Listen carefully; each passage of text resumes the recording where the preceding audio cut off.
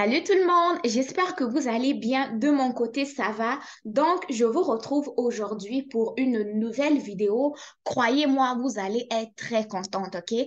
Parce que je vous présente une université qui vous garantit une admission sans pour autant vous exiger un test de français et de surcroît vous offre des bourses d'admission pour le premier cycle, c'est-à-dire le baccalauréat, pour la maîtrise et même pour le doctorat.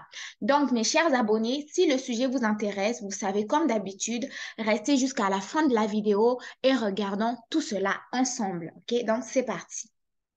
Donc, l'université en question, c'est l'université Laurentienne que vous voyez ou Laurentian University en anglais. Donc, c'est une université canadienne qui a plusieurs programmes d'études et offre notamment des admissions aux étudiants étrangers. OK? Nous sommes nulle part ailleurs que sur son site Internet, donc sur son site officiel où vous allez pouvoir trouver cette information. Maintenant, regardons un peu ce que je voulais vous partager aujourd'hui. Premièrement, OK, on va, ne vous inquiétez pas, au niveau des programmes d'études, tout ça là, on va regarder, mais l'information primordiale, c'est ce que je vais commencer par vous montrer.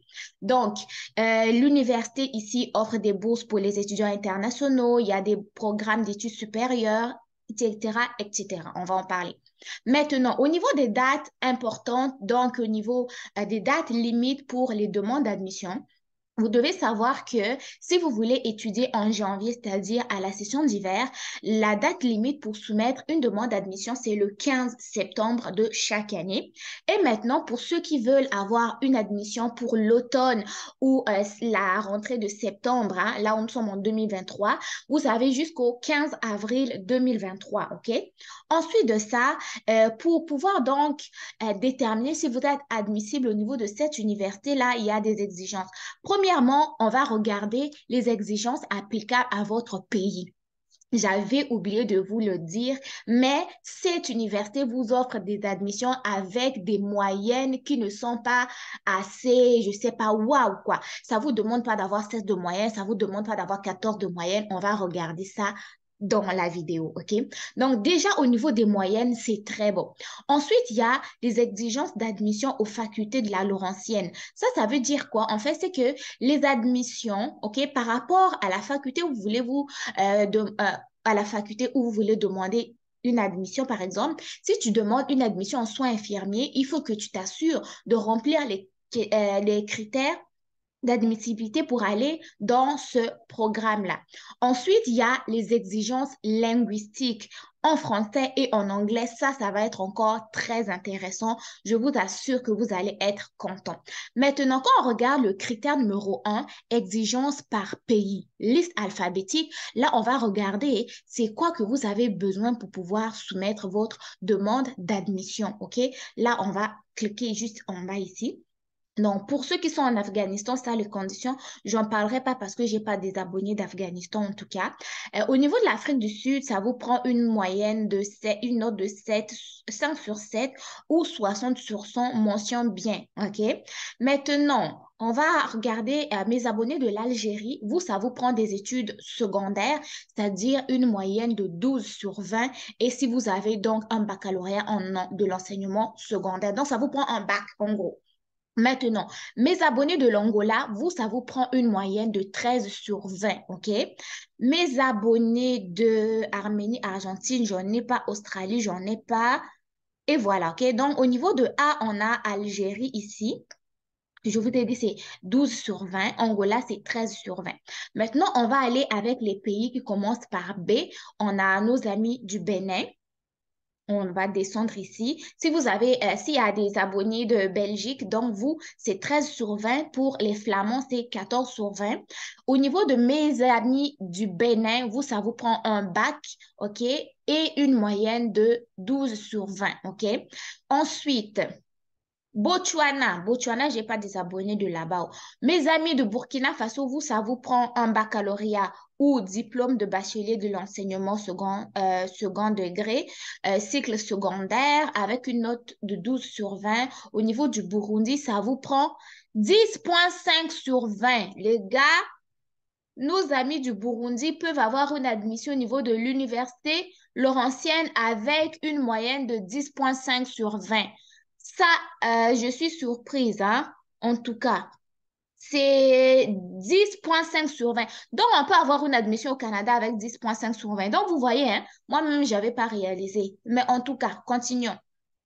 Au niveau du Cameroun, les amis, ça vous prend donc une moyenne de 12 sur 20 avec un baccalauréat ou diplôme de bachelier de l'enseignement du second degré.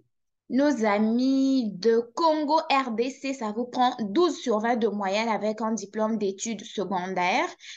Nos amis de Brazzaville, ça vous prend une moyenne de 12 sur 20 ou 60 sur 100. Ça vous prend un bac général.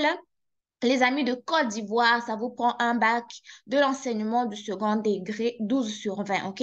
Donc, comme vous le voyez ici, vous allez me demander encore, moi, j'ai des amis au Sénégal. Au niveau du Sénégal, on descend. Sénégal, c'est 12 sur 20 également avec un baccalauréat ou diplôme de bachelier de l'enseignement du second degré. OK? Donc, comme vous voyez, vraiment, cette université ne vous casse pas la tête. Il ne vous exige pas d'avoir de waouh, waouh, waouh moyenne pour vous donner des admissions. Ils ont besoin d'étudiants et moi, je trouve ça merveilleux. Maintenant, au niveau du Tchad, ça vous prend une mention assez bien qui équivaut donc à 12 sur 20. Nos amis du Togo, c'est assez bien, OK? Donc, assez bien, les gars, avec un bac seulement, 12 sur 20, tu remplis déjà le premier critère. Nos amis de Tunisie, c'est également 12 sur 20. Maintenant, chers amis, si je n'ai pas cité votre nom ici, venez regarder par vous-même, sinon la vidéo va être longue et je sais que vous n'aimez pas regarder les vidéos, OK? Maintenant, au niveau des exigences d'admission par faculté, ça va dépendre vraiment de quel programme qui vous intéresse. Si vous voulez, par exemple, aller au niveau de la faculté de la santé, ça vous prend, si vous voulez, pourquoi pas aller au niveau de la faculté de la santé, puis vous voulez suivre une formation en sciences infirmières, ça vous prend des préalables en anglais, en français, en mathématiques, chimie et biologie de niveau supérieur, OK? Donc, c'est pour ça que quand je vous dis, par rapport à vos études antérieures, regardez un peu ce que vous voulez faire au Canada. Si ce que vous voulez faire au Canada n'a quoi par rapport avec ce que vous avez étudié avant, ça peut vraiment vous pénaliser, quoi. Maintenant, au niveau la formation de sage-femme, ça prend à peu près les mêmes critères que sciences infirmières, etc., etc. OK? Maintenant, on va aller à l'exigence linguistique. Ça, je ne pouvais pas passer. Je sais que vous êtes nombreux à être francophones, à me suivre. Donc, on va aller au niveau des exigences linguistiques pour les programmes de langue française. Hein? Donc, cliquons. Donc, écoutez-moi très bien. Hein? Ils disent ceci. Afin d'être admis à un programme offert en français ou à un programme bilingue, hein, parce que toi, tu es francophone, tu veux étudier au niveau de l'université Laurentienne en français, bien sûr que tu vas aller dans un programme en français. Si tu parles anglais et français aussi, il faut remplir les critères suivants. Maintenant, ils ont très bien dit, il faut remplir l'un des critères suivants.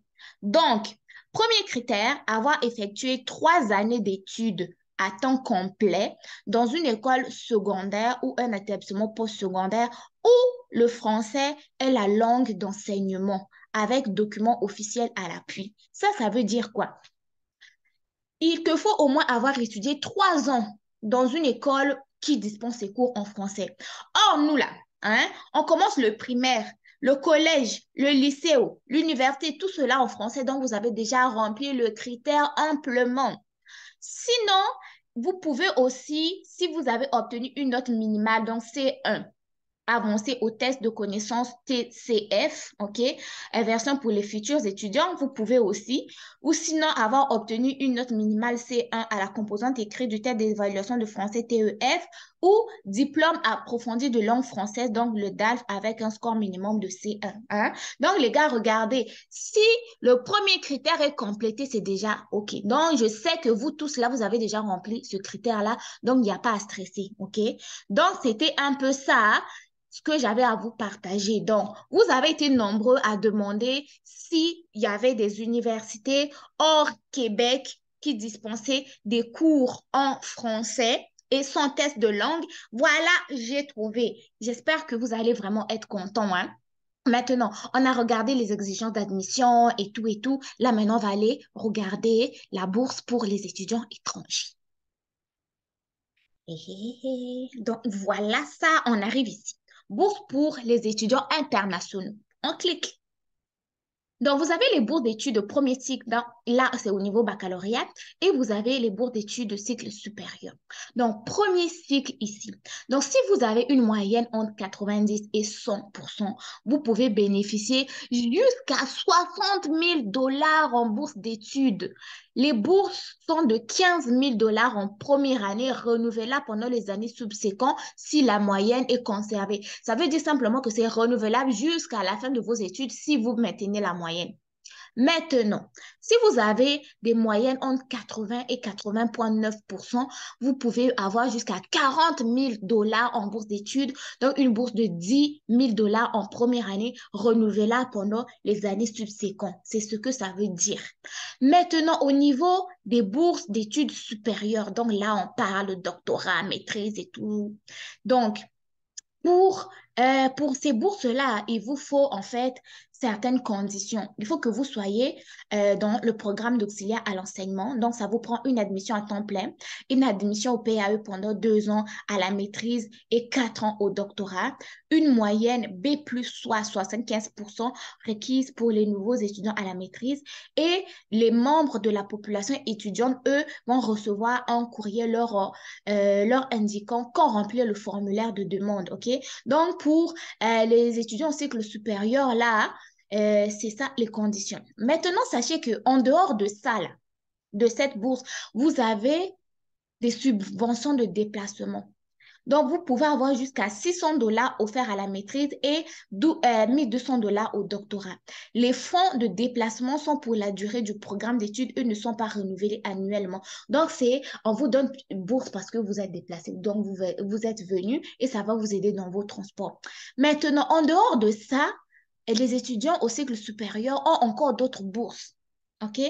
Maintenant, ces bourses-là, pour cette année ne sont pas encore assez affichés, je crois, parce que je clique là, ça ne s'affiche pas.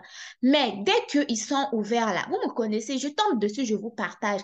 Mais sinon, pour l'instant, les bourses qui sont disponibles, c'est ceux-là que euh, je vous ai montré. Pour les autres bourses, eux-mêmes, ils ont mis l'onglet, donc ils vont mettre, OK? Mais sinon, c'est ça que j'avais à vous dire. C'est possible d'étudier en français au Canada, en dehors du Québec.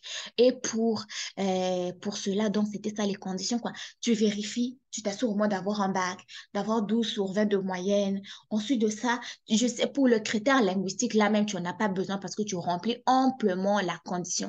Donc, les gars, j'espère que vous avez aimé la vidéo. N'oubliez pas de me lâcher mes pouces bleus, partagez la vidéo, abonnez-vous ici à Alliance M Éducation. Je suis là à votre service, OK? Allons vers les 100 000 cas. Allons vers les 100 000 cas. Allons vers 100 000 cas pour 2023, OK? Donc, sur ce, prenez soin de vous. Bon succès, comme toujours, dans vos différentes démarches. Et on se retrouve très, très bientôt pour une nouvelle vidéo.